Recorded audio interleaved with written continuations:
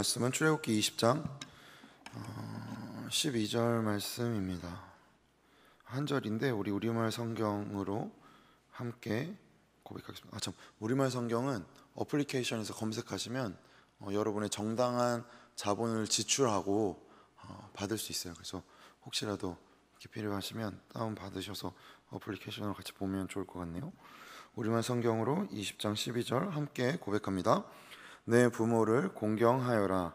그러면 내 하나님 여호와가 내게 준 땅에서 내가 오래 살 것이다. 아멘. 사실 저는 이번 말씀을 준비하는 것이 너무 어려웠어요. 왜 그럴까요? 부모를 공경하라. 장수할 것이다. 그렇지. 뭐냐? 그죠? 그렇지. 사실 부끄러운 고백이지만 이 말씀을 이렇게 좀 마음속에서 깊이 생각해 본 적도 없었고, 그리고 더 좀 그런 건 이건 뭐 사실 뭐 제가 뭐 미안하거나 죄송해할 일은 아닌데 제가 아직 부모가 아니기 때문이죠. 이건 뭐 그렇죠. 이건 제가 어떤 노력으로 여기까지. 이게 아니잖아. 그렇잖아요. 제가 아직 물론 배우자가 있고 저희가 결혼하긴 했지만 아직 제가 부모의 경험을 해보지 않았기 때문에, 그래서 이거 어떡하지? 그래서 사실은 막 유퀴즈에서 되게 감동 영상이 있어서 그거를 같이 보고 이렇게 나눌까 하다가 너무 좀 가식적인 거예요. 제 안에 있는 걸 나누는 게 아니고 그걸 빌어서, 왜 그런 거 있잖아요. 괜히 슬픈 생각 하고 싶어가지고 발라드 들으면서 이렇게 눈물 흘리고 막 부끄럽죠 여러분. 그런 거 같아서 그래서 그냥 저의 이야기를 하는 게 낫겠다라고 생각했어요. 그래서 자식으로라도 이 말씀을 적용하고 전해야겠다라는 결심을 하고 지난주 월요일 제가 드디어 이제 부모님과 함께 시간을 보냈어요. 보니까 꽤 긴 시간을 보내서 너무 다정하고 따뜻하고 사이좋게 저는 부모님을 이렇게 공경하면서 이런 깨달음을 얻었다라고 말하려고 했으나 결국 대화의 끝은 그대로예요. 이렇게 말씀하셨어요. 우리 집에서 어떻게 너 같은 아이가 나왔는지 엄마는 고민하게 된다. 그래서 제가 이렇게 대답했죠. 제가 가진 생각과 가치는 부모님과 다르다라고 서로 대척점만 확인하고 행복하게 헤어졌습니다. 오늘 본문은 이제 사람과 사람 사이의 계명이 다뤄지기 시작해요. 첫 번째부터 네 번째는 하나님과 사람 사이의 계명이었고, 이제 다섯 번째부터 열 번째 계명은 사람과 사람 사이의 계명인데, 사실 생각해보면 사람과 사람 사이에 지켜야 할 계명이라면 여섯 번째 계명이 뭐죠? 살인하지 말라죠. 그죠? 그런데 이 여섯 번째 계명보다 왜 다섯 번째 계명인 부모를 공경하라가 더 위에 있을까? 왜 하나님 이걸 더 먼저 말씀하셨을까? 좀 이상하지 않으세요? 궁금하지 않으세요? 저는 그래서 이 부분이 좀 굉장히 궁금해지더라고요. 물론 이러한 계명이 주어진 이유가 여러 가지 추론이 가능하죠. 왜냐하면 출애굽 공동체는 애굽에서 히브리 노예 시절이었고, 히브리 노예로 있던 시절은 가족을 이룬다는 게 사실은 쉽지 않았겠죠. 왜죠? 왜냐하면 그들은 한 가족으로 대우받기보다 노동력으로 대우받았잖아요. 그러니 나이가 들면 들수록 무슨 일이 일어나죠? 노동력의 가치가 없잖아요. 그러면 그 노동력 없는 사람이 굳이 그러니 소외된 자나 약자나 노동력이 없는 사람은 대우받지 못했을 것입니다. 그러니 출애굽을 한 이 공동체에서만큼은 너희가 이 가정의 모습으로 함께 지켜라 라고 말하는 학자들이 있어요. 그래서 뭐 그럴 수도 있겠죠. 그리고 이 사회의 전반적인 분위기가 분명히 히브리 사람들에게 굉장히 강하게 작용하였을 테니까요. 그런데 오늘 저는 좀 다른 접근을 해보려고 해요. 그러니까 사실 우리에게 부모님이 어떠한 존재인지 눈물 흘리고 싶으시면 뭐 유튜브 검색하시면 뭐 엄청 볼 수 있어요. 그죠? 근데 이거는 마치 공부를 하지 않고 공부 자극 영상을 보는 것과 같다라고 생각해요. 그러니까 하지만 그럼에도 뭐 그런 이야기를 난 좀 더 듣고 싶은데 그건 이제 검색해서 보시면 좋을 것 같고, 왜냐면 너무 많으니까. 저는 오늘 왜 십계명이 부모를 공경하라는 것이 살인하지 말라보다 앞서는지, 왜 이게 앞서는지, 그리고 하나님은 왜 이 계명을 말씀하셨을까에 대해서 좀 나눠보려고 합니다. 많이들 들어보셨을 텐데 저희가 이제 개혁주의 신앙, 그러니까 대한예수교 장로회는 개혁주의 신앙을 표방하는데, 물론 제가 느끼기에는 모든 교회가 이 신앙의 기조를 지키려고 하지는 않는 것 같아 보여요. 이런 말 하면 안 되는데. 근데 개혁주의를 따르는 이유가 뭐냐면, 이제 칼빈의 신학을 우리가 붙들고 그 칼빈이 해석한 성경의 방법론을 이게 참 우리가 이 방법론이 성경을 해석하는데 유익하다, 그래서 그거를 따르는 거예요. 근데 그 칼빈이 이제 프랑스어로는 깔뱅이라고 하는데, 깔뱅이 십계명 설교에서 부모 공경에 관한 이 계명을 이렇게 해석해요.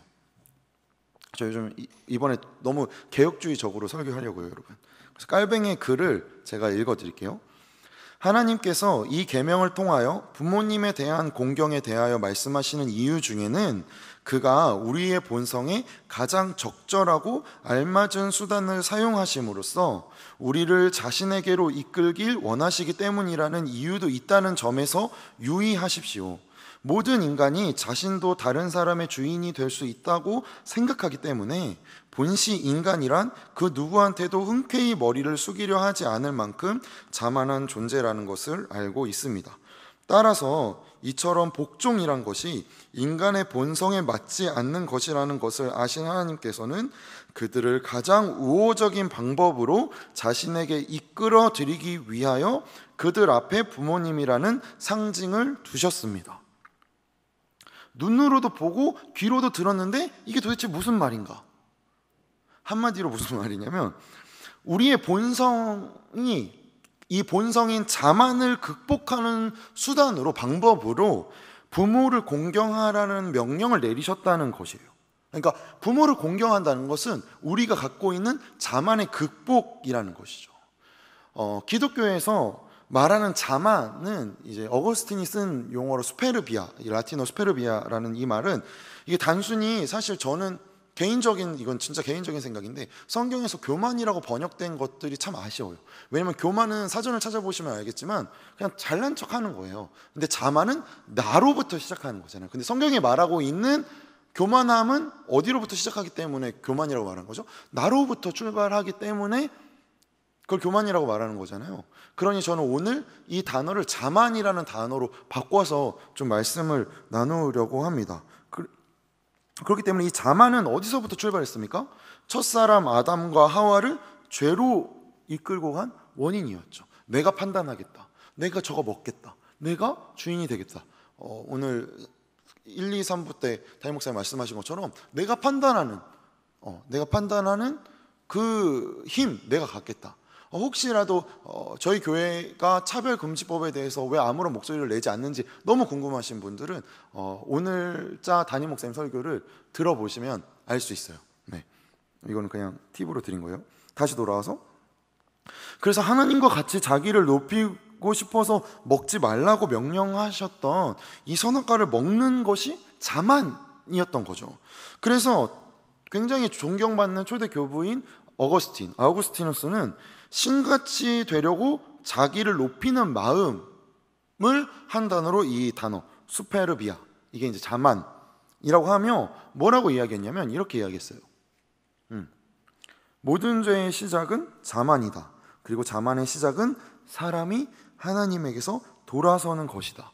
그래서 자만이 곧 죄의 뿌리임을 말했죠. 그러니 사실 생각해보면 교만한 사람은 결코 겸손할 수 없어요. 교만한 사람, 내 뽐내기 좋아하고 목이 굳고 막 을쓰대고 막 어떤 자리에 올라가면 막 이런 사람은 결코 겸손할 수 없지만, 자만한 사람은 생각보다 굉장히 겸손합니다. 왜냐면 어떤 사람은, 누군가는 내적으로 스스로를 높이기 때문에 외적으로는 오히려 겸손할 수 있다는 것이죠. 이거 저도 그런 것 같아요. 저도 겸손을 행하기 위해, 그래서 겸손한 나를 좋아하니까 내뱉는 그런 마음들, 자만심이죠. 막 뭔가 오늘 되게 좋아 보이시네요, 뭐 이렇게 좋은 칭찬이나 좋은 말을 들었을 때 뭔가 으쓱하면서, 그걸 사실 나도 알고 있었어. 나도 뭔가 그렇지, 나도 좀 괜찮아, 나 되게 잘했다, 나 되게 뭔가 이렇게 으쓱으쓱하고 있었는데, 누군가 그 말을 해줄 때 우리는 뭐라고 대부분 말하죠? 저도 그렇게 생각해요. 누가 그렇게 말해요? 뭐 소나람이나 그렇게 말하지, 정직한 자니까. 대부분 아니에요 하면서 그 느껴지는 역시 내가 이거 무엇이죠? 자만함이죠. 자만함. 내가 나를 기만하는 행위. 왜냐면 그냥 여러분, 저는 정말 좀 우리가 더 진솔한 방법의 언어를 구사해야 된다고 생각합니다. 누군가가 우리 가운데 칭찬을 하면 그 칭찬 받으세요. 아니에요.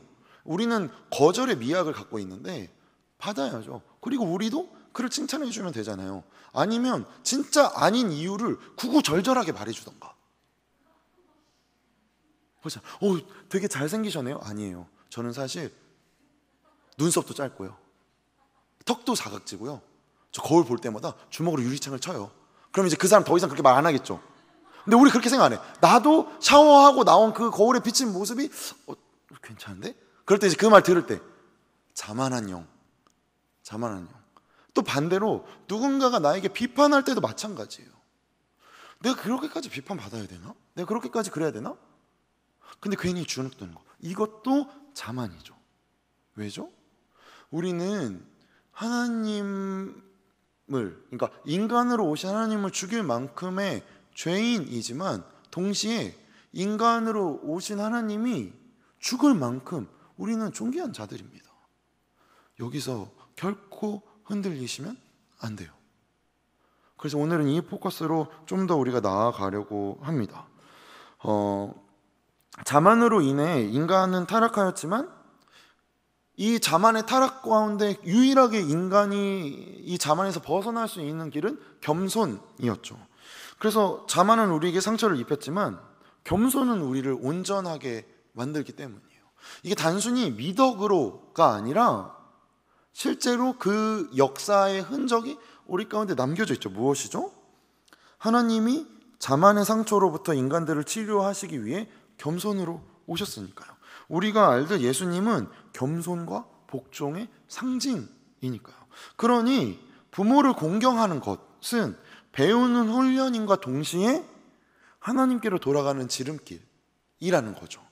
그래서 생각해보면 만일 부모를 공경하는 것이 공경받는 부모의 유익을 목적으로 한 것이라면, 우리가 읽은 본문에서 너 부모 공경하면 너가 장수할 거야 라고 말하는 게 아니라 내 부모를 공경하라, 그러면 내 하나님 여호와가 내게 준 땅에서 내 부모의 생명이 길리라 라고 말했을 테니까요. 그래서 칼뱅은 부모를 공경하라라는 계명 속에 담겨진 이 의미를 자만한 본성을 복종시키는 것으로 강조한 것입니다. 자만한 본성을 복종시키지 않고는 생명을 길게 보존할 수도 없고 하나님께로도 나아갈 수 없으니까요. 그래서 이 자만한 본성을 복종시키는 것을 자기 부정, 자기 부인이라는 말로 바꿔서 설명하였어요. 이거 생각하면 할수록 정말 엄청난 통찰이다 싶어요. 그러니까 자기 부정을 통한 자기 극복의 훈련이자 하나님께로 돌아가는 훈련이 부모 공경이기 때문에 이것이 먼저 지켜져야 이 자만함에 대한 우리의 경각심이 우리 안에 일어나야 살인도, 도적질도, 간음도, 거짓 증거도, 이웃에 대한 탐심도 피할 수 있기 때문인 것이죠. 뭔가 좀 그렇죠. 근데 사실 생각해보면 여러분, 태초부터 부모였던 자는 아무도 없습니다. 모두가 자녀였어요. 그죠? 모두가 자녀였어요. 나이가 90이든 70이든 50이든 1000년생이든 빠른 001년생이든 BC이든 다 자녀였습니다. 그러니 이것은 인간 모두에게 주어진 보편적인 명령인 것이죠. 그런데 여기서 좀 익숙하지만 약간 불편한 단어가 있죠. 저는 좀 불편했는데 복종이라는 단어예요. 복종. 뭔가 복종이라는 말을 들으면 이렇게 오죠. 부모와 자식 사이에 복종이라는 말이 사용되는 것이 물론 부모님들은 좋아하시겠죠. 그러나 주로 자녀인 우리에게는 불편한 단어입니다. 하지만 그 부모님도 자녀였으니까요. 그리고 자녀이고요. 여기서 근데 우리가 깊이 생각하고 마음에 좀 둬야 되는 것은, 성경에서 하나님이 말씀하시는 복종은 결코 자신을 부정하는 비굴함이 아니라 죄된 자신을 부정함으로 긍정에 이르고자 하는 용기라는 거예요. 말 조금 어려워요? 그러니까 자기 패배로서의 복종이라면 내가 너무 못났고 내가 너무 좀 아닌 것 같고 그래서 나는 저 힘에 어쩔 수 없이 굴복하거나 어떤 권위에 어쩔 수 없이 굴복하거나 내가 힘이 더 없으니까로 하는 자기 패배로서의 복종은 당연히 복종받는 자의 승리이겠죠. 그러나 자기 회복으로서의 복종은 복종하는 자의 승리입니다. 내가 기꺼이 나의 회복을 위해 복종하는 것, 순종하는 것, 권위에 인정하는 것, 나의 승리인 것이죠. 생각해보면 어느 부모가 복종받는 자의 승리를 원하겠어요? 자녀를 굴복시켜서 무릎 꿇혀가지고 내가 원하는 대로 행동하는 거, 우리 부모님은 그런 것 같은데 전혀. 여러분, 모든 부모님은 여러분을 최선으로 키우고 계세요. 저도요. 너가 어떻게 내 뱃속에서 이런 애가 나왔지? 하는 우리 부모님도 단 한시도 저희 어머니와 아버지가 저를 위해 늘 최선을 다했음을, 한시도 최선을 다하지 않는 것이 없음을 저도 알고 있어요. 하지만 정직해야지 사람이. 그래서 저는 정직하게 부모님에게 대답했죠. 부모님이 생각하는 것과 내가 생각은 다르다. 우리는 결코 같은 생각을 할 수 없다. 땅땅땅. 얼마나 자만한지. 그러니 우리가 성경에서 말하는 이 복종은 복종하는 자의 승리를 위한 것이라는 것입니다. 복종은 억압을 위한 것이 아니라 자유를 위한 것이라는 거예요. 그래서 우리 자신을 탐욕의 노예가 되게 한, 태초의 아버지를 배반한 죄의 굴레를 시작한 이 자만을 극복하는 방법이 뭐라고요? 복종이라고요. 그러니 사실 성경에서 계속해서 나오는 거잖아요. 우리가 절대자이고 아버지신 하나님에게만 종됨으로 다른 어떤 존재물에게 종되는 것에서 자유로워지는 것이죠. 하나님께만 종됨으로써 우리는 돈이라던가 관계라던가 성경에 나타나는 그 여러 우상들, 그것이 표방하는 것들이 다 무엇이죠? 어떤 가치, 힘, 이런 거잖아요. 거기서부터 우리는 그곳에 끌려가는 게 아니라 저는 하나님의 종입니다 라고 우리가 스스로 자발적 복종을 함으로써 하나님께서 우리에게 허락하시는 해방을 경험하게 된다는 것. 그러니 성경은 계속해서 이것을 강조하고 있는 것입니다. 그러니 이것을 모든 인간에게 주어진 보편적인 삶 속에서 연습하고 이뤄가라고 말하는 것이 바로 이 부모를 공경하라는 것입니다. 사도 바울 선생님이 에베소서 6장에서 이 부분을 이렇게 말씀하셔요. 에베소서 6장 1절에서부터 3절 말씀입니다. 저희 번갈아 가면서 읽을까요? 제가 먼저 읽을게요. 자녀들이여 주 안에서 부모에게 순종하십시오. 이것이 옳은 일입니다.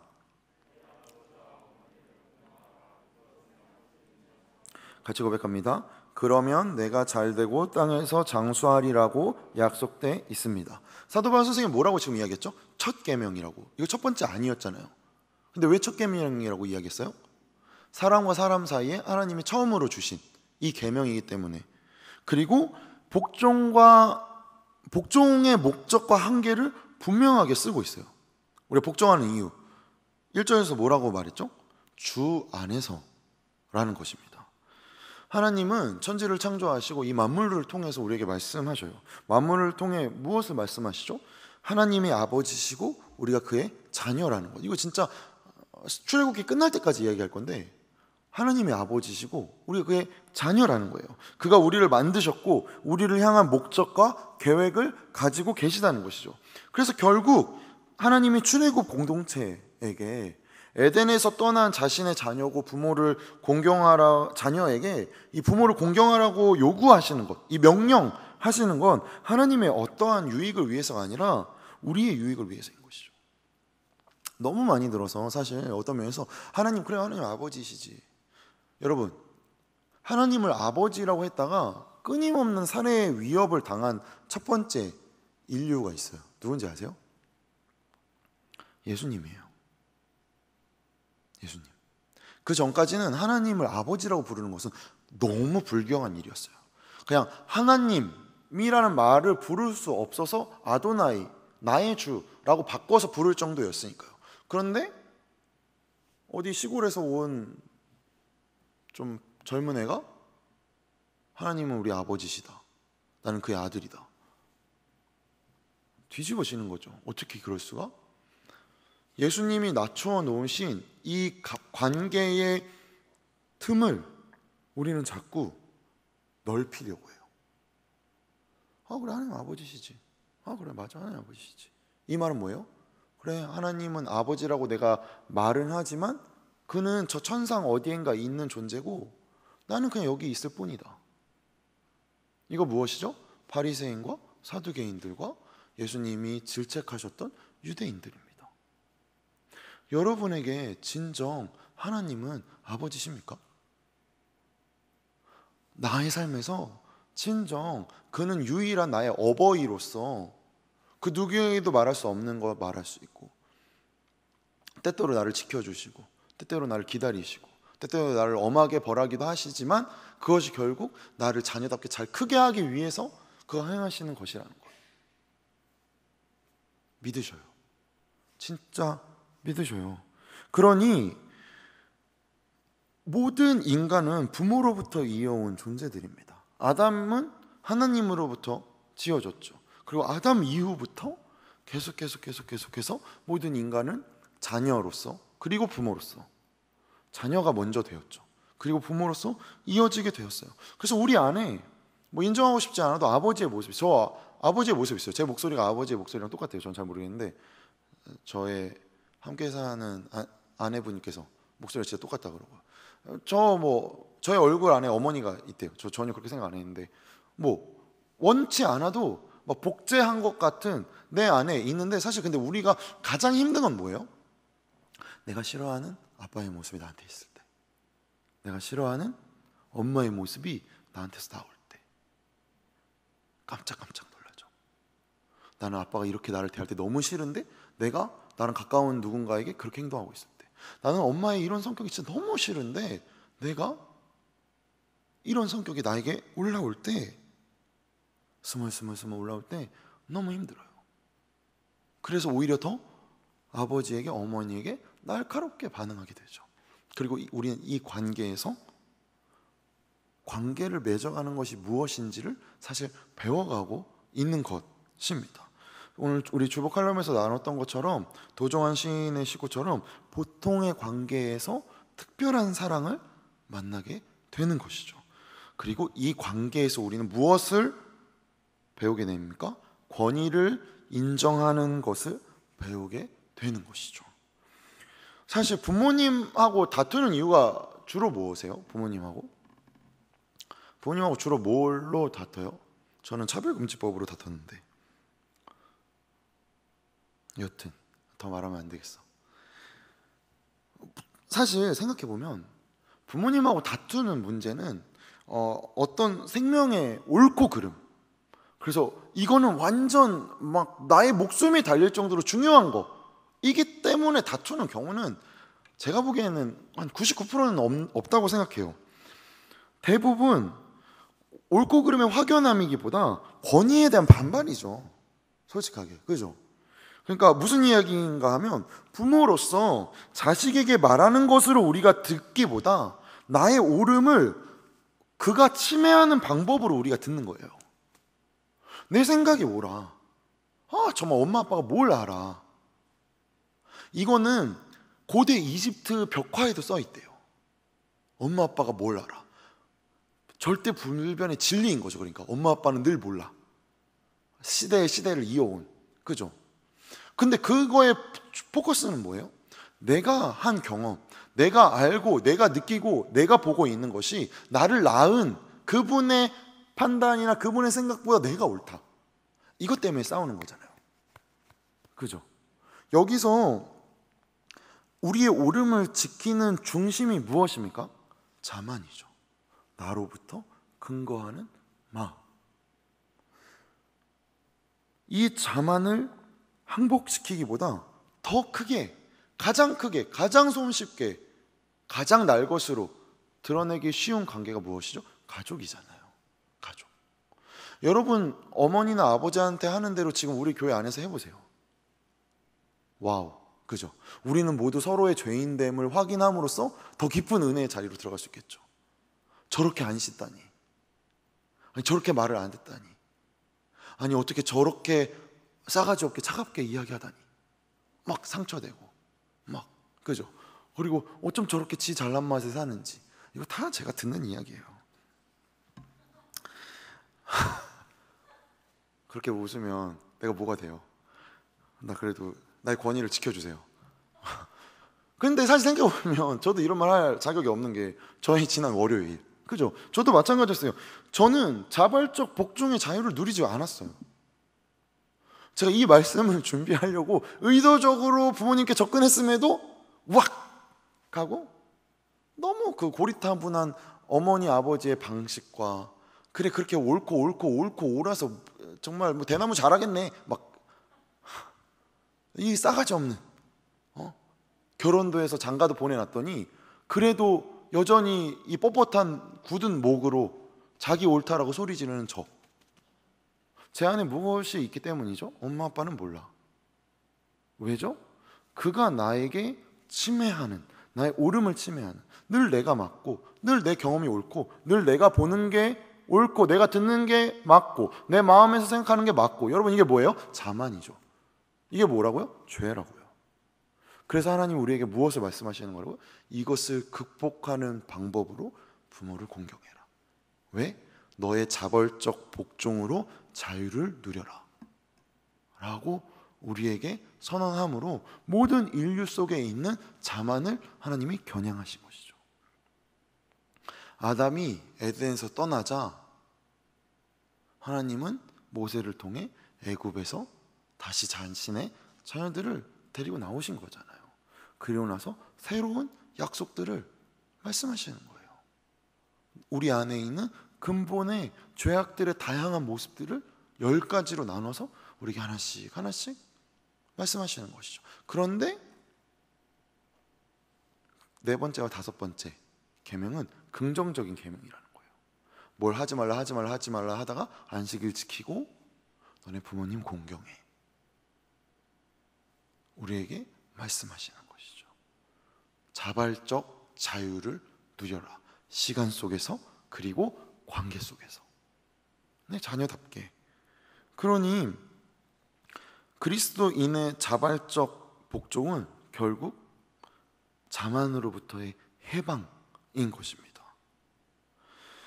지난주 우리가 지금 큐티하고 있는 열왕기하 큐티 본문에 등장한 아수르와 사네립이 하나님께 책만 받는 이유가 무엇이었죠? 저희 금요일 큐티였죠. 19장 28절. 왜 하나님이 그들을 말씀하셔요? 내 교만한 말이 내게 들렸다는 것이죠. 그들이 사람들을 막 죽이고 약한 나라들을 짓밟고 여서가 아니라 네 교만한 말이 내게 들렸다라는 거예요. 그들이 그렇게 한 행동의 원인이 뭐라는 거예요? 교만, 자만이라고요. 사실 생각해 보세요. 아수르 국민, 우리가 아수르 국민이라고 생각해 봐요. 얼마나 좋아요? 얼마나 좋아요? 늘 이겨. 늘 전리품 갖고 와가지고 풍성히 나눠줘. 이게 잘못이에요? 왜 잘못이죠? 뭐가 잘못이에요? 배부르고 등 따시고 좋은데. 그런데 하나님 우리에게 계속 뭐라고 말씀하시는 거예요? 내가 너 그냥 네 자리에서 배부르고 등 따시게 하려고 너 만들지 않았다. 끊임없는 줄다리기 하는 거잖아요. 열왕기에서. 이 자만은 무엇으로부터 인함인 것이죠? 사사로움으로부터 시작되는 거죠. 내가, 내 가족이, 내 교회가, 내 나라가, 내가 사사로움입니다. 그래서 예수님이 우리에게 기도를 가르쳐 주실 때도 하늘에 계신 내 아버지요 라고 말씀하지 않으시잖아요. 그렇게 안 가르치잖아요. 우리 아버지요. 그러면 우리는 고민하게 되는 거예요. 어디까지가 우리예요? 누구까지가 우리입니까? 그 싸움 신앙 안에서 해가는 거라고요. 내 교회가 잘 돼. 그래서 내가, 이거 사실 진짜 너무 좋은 이야기잖아요. 그래서 여기 만약에 막 사람들이 가득가득해. 그런데 여기 가득가득한 사람들이 우리 주변에 있는 작은 개척교회에서 우리 교회로 온 분들이에요. 그럼 사실 슬프죠. 슬플 것 같아요. 저는 별로 안 기쁠 것 같아요. 사람들이 가득 찬들. 내가 너무 갑자기 돈이 많아졌어. 그래서 난 너무 신나게 돈을 막 써. 내 마음대로. 이거 우리도 누구나 너무 바라는 거죠. 그래서 나는 이 돈으로 뭐 적선도 하고, 뭐 평소에 누구 뭐 이렇게 사주고 싶었던 것도 사주고, 때깔도 내고 너무 좋아. 그런데 그 돈은 출처가 어디인지 고민하지 않는 나의 만족, 나의 기분, 관계도 마찬가지죠. 내가 기분이 풀리면, 내가 오르면, 내가 이 관계 안에서 안정감을 누리면, 여러분 이게 무엇이라고요? 사사로움이라고요. 사사로움. 세상에서 교회가 질타받는 이유가 뭐예요? 사사롭기 때문이잖아요. 사사롭기 때문이잖아요. 전염병이 돌면 그리스도인은 모여서 우리가 목소리 더 크다 하고 예배드린 게 초대교회에서부터 지금의 역사상 근대에 와서야 이런 짓거리가 일어나는 거예요. 초대교회에서는 어떻게 했죠? 실제로 전염병이 있는 곳에 가서, 그때는 뭐 백신이고 뭐도 없었잖아요. 같이 죽는 거예요. 아무도 이 전염병 걸린 사람들을 돌봐주지 않으니까 부활신앙을 믿는 내가 그 곁에서 그를 간호하고 그러다 죽고, 그리고 거기에 생긴 것이 교회라고요. 그럼 이제 현대사회에서 우리는 어떻게 해야 하는 거죠? 서로를 보호해야 하는 것이죠. 우리가 직접 의료진처럼 그렇게 뛰어들지 못할 망정 그렇잖아요. 나의 사사로움을 지키기 위하기보다 공동체의 안전을 위해 또 다른 방법들을 고민해 나가는 것, 우리가 할 수 있는 방법인 거죠. 그러니 절대 잊지 마십시오.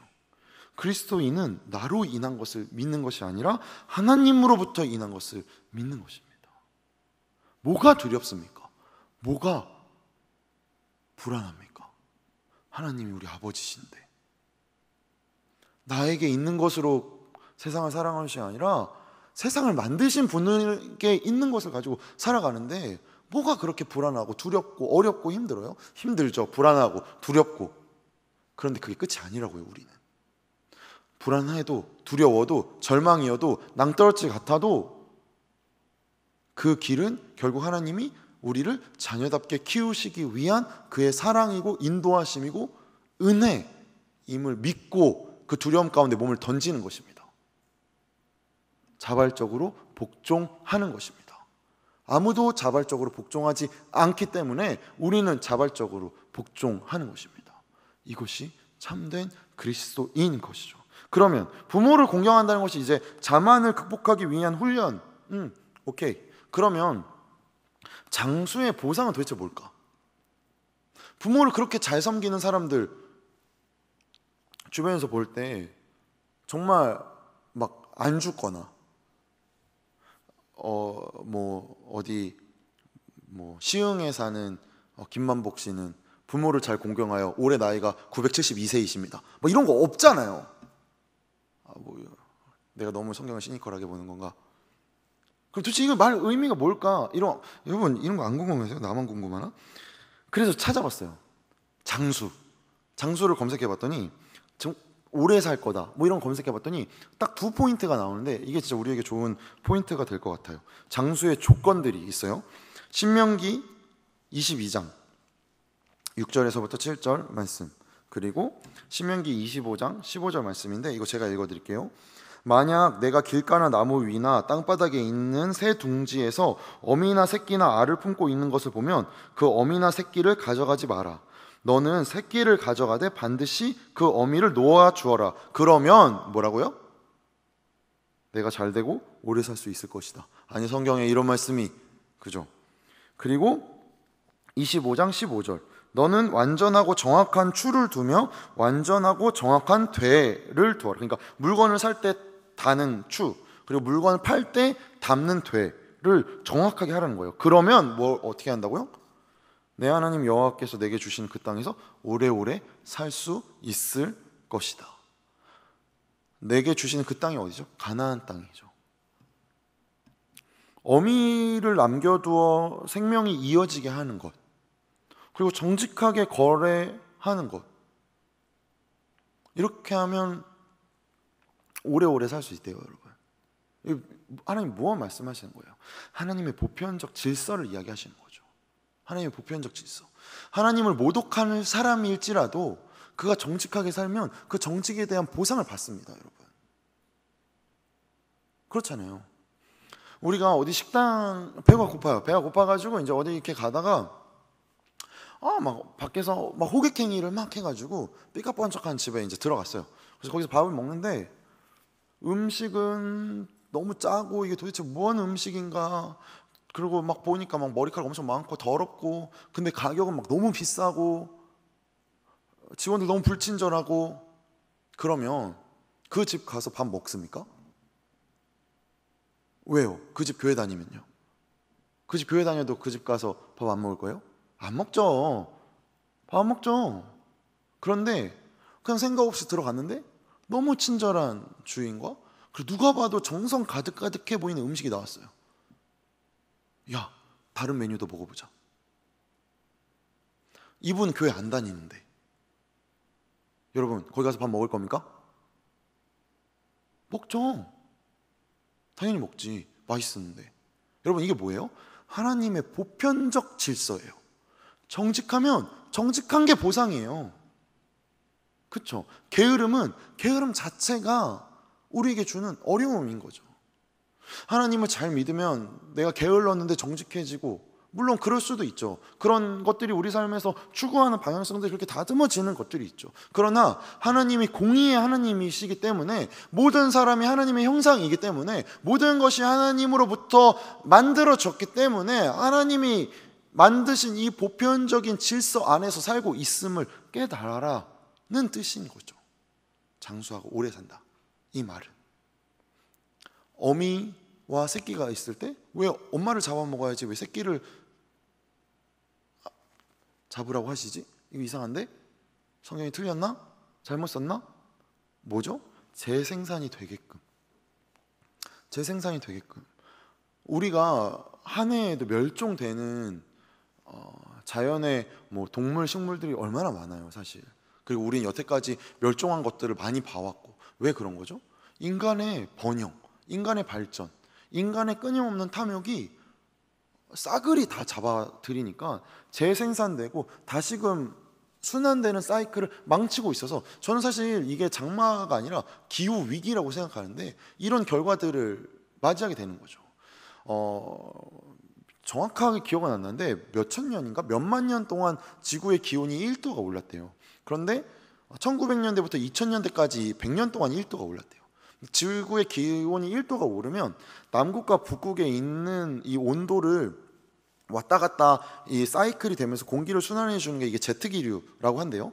근데 이 제트기류가 온도가 오르면서 바닷물이 한 7% 정도가 증발이 더 많이 한대요.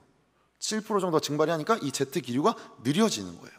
그러니까 이 제트기류가 느려지니까 이 날씨를 이 자연 시스템이 맞추기 위해서 이상한 일들이 일어나는 거죠. 갑자기 폭우가 막 내린다거나. 근데 생각해보면 여러분, 지구의 온도가 왜 올랐습니까? 인간의 끊임없는 탐욕, 개발, 인간의 끊임없는 어미도 잡고 새끼도 잡고. 야, 너 진짜 멍청하다. 너 그렇게 뭐하러 새끼만 잡니? 어미도 잡아야지. 저 사람도 저렇게 한대? 나도. 야, 너 그렇게 장사하면 안 돼. 어떻게 그렇게 정직하게 달아가지고 그렇게 팔면은 너 뭐 남냐? 그러네. 하나님이 이렇게 하지 말라고 말씀해서 말하고 있는 것이죠. 그래서 하나님의 질서는 궁극적으로 우리를 속박하고 억제하는 것이 아니라 우리가 하나님께 스스로 종됨으로써 자발적 복종을 통해 다른 모든 속박의 자유를 누리는, 서로 기대어서 잇대어 사는 삶을 살게 되는 진정한 하나님의 자녀된 삶을 누리기 위한 것임을 결코 잊지 마십시오. 그러니 부모를 공경하고 장수할 것이라는 것은 우리 안에 있는 자만을 자발적으로 복종함으로 하나님이 허락하신 질서 안에서 그 질서들을 누리고 산다는 것이죠. 자발적 복종을 통해 하나님의 질서를 누리라는 것이에요. 그런데 이제 마무리. 부모를 공경하라는 명령은 구체적인 방법을 이야기하고 있지 않습니다. 그죠? 얼마나 애매모호한 단어입니까? 공경. 여러분, 공경이 뭐가 공경이에요? 뭐 한 달에 20만 원, 30만 원씩 입금해 드리는 거, 그것도 공경이죠. 뭐 부모님에게 따뜻한 말 한마디 하는 거, 그 공경이죠. 그리고 그냥 뭐 부모님 하지 말라는 거 안 하는 거, 그것도 공경이죠. 근데 저는 제일 큰 공경이 뭘까라고 말씀 묵상하다가 좀 제 마음가운데 깊게 남는 건 아빠랑 엄마보다 잘 되는 거예요. 아빠랑 엄마보다 잘 되는 거. 근데 이 잘 되는 게 내가 뭐 부자가 되거나 내가 뭐 좀 더 높은 학벌을 가지거나 뭐 이런 면들이 있을 수도 있겠지만, 그게 아니라 제가 생각하기에는 모든 부모는 자신의 자식이 자신보다 행복하길 원합니다. 그렇죠? 늘 그렇잖아요. 왜 부모님이 우리의 삶에 제지를 하는 거죠? 어머니가 그 시절 그렇게 겪어봤을 때, 아버지가 그 시절을 그렇게 겪어봤을 때 이 방법이 더 나았더라, 그래서 말해주는 거지. 그 시대 때는 그랬는데 지금은 그게 아닌데 라고 말하는 건 정말 싸가지 없는 거죠. 이 말의 본의는 뭐예요? 난 때는 그렇게 하는 게 더 좋은 삶의 방법이었어 를 말하려고 우리가 그렇게 말씀하시는 거잖아요. 그러면 우리는 그렇게 살아가는 거죠. 좀 더 참고, 좀 더 너그러워지고, 좀 더 따뜻해지고, 그렇게 살아가는 삶, 이게 어떤 면에서 저는 가장 궁극적인 공경의 모습일 거라고 생각해요. 그래서 오늘 이 복종의 자유를 누려보시면 어떨까요, 여러분? 저부터 할게요. 회개를 해야겠어요. 제가 부모님에게 안부를 전하세요. 저는 지난 월요일에 내가 너무 과격했던 것 같다 하고 내일 안에 꼭 조성숙 사모님에게 연락을 드릴게요. 다양한 방법으로 여러분이 평소에 가지고 계셨던 마음을 좀 표현해 보세요. 사실 타지인 지체들이 많잖아요. 향남에는 이렇게 원래 본가들이 있는데 여기 직장 때문에 온 지체들이 많잖아요. 근데 직장 생활 하다 보면 사실 뭐 이렇게 지치고, 그리고 또 친구들끼리 노는 거 재밌고 하다 보면 뭐 연락 그래도 잘하는 지체들도 있지만 연락 잘 안 하게 되잖아요. 뭐 저도 그런 것 같아요. 저도 뭐 굳이 그냥 무소식이 희소식이지라고 생각하면서 살아요. 근데 그러니 오늘만큼은 안식일이니까, 오늘만큼은 주의 날이니까, 오늘만큼은 안 하던 행동 해보는 거죠. 부모님에게 안부, 기프티콘, 혹은 평소에 하고 싶었던 말, 나 10만 원만 보내줘, 뭐 이런 말 말고 그냥 내 나이 때 엄마는 어땠을까, 내 나이 때 아빠는 어땠을까, 그냥 아빠가 아빠여서 엄마가 엄마여서가 아니라 존재로서 한번 말을 걸어보세요. 지금 이제 50, 60의 나이로 길을 걸어가고 있는 우리 아버지 어머니들이 20대 때, 30대 때 어떤 마음 품고 계셨을까? 어떤 마음으로, 어떤 면에서 엄마가 된 나이보다, 저는 아버지가 된 나이보다 제가 훨씬 많이 들었는데, 저희 아버지는 제 나이 때 개척을 하셨더라고요. 와, 진짜 쉽지 않았겠다 라는 생각을 하게 돼요. 그렇게 존재로서 오늘 하루 말을 걸어보십시오, 부모님에게. 그리고 자발적 복종이 주는 이 자유함으로 우리가 또 일주일을 살아내며 하나님의 질서 안에서 하나님께 한 걸음 더 나아갑시다. 동의하십니까? 쉽지 않죠. 쉽지 않으니 하세요. 오늘은 우리 이게 참 거의 중고등부 때나 하던 것 같은데, 우리 부모님 위해서 같이 함께 좀 기도해 볼까요? 가장 어려운 관계죠. 부끄럽기도 하고 또 좋기도 하고 편안하기도 하고, 뭐 여러 감정들과 여러 마음들이 우리 가운데 떠오르게 만드는 우리의 아버지, 우리의 어머니, 우리가 원하든 원치 않든 그로 인해 우리가 이 땅에서 태어나게 됐고, 그로 인해 우리가 여지껏 살아왔고, 그의 희생과 그의 포기로 인해 우리는 무언가를 얻으면서 성장해 왔잖아요. 그러면 오늘은 우리가 이 시간 우리 부모님들을 위해서 함께 기도하며 나아가기를 소망합니다. 기도합시다.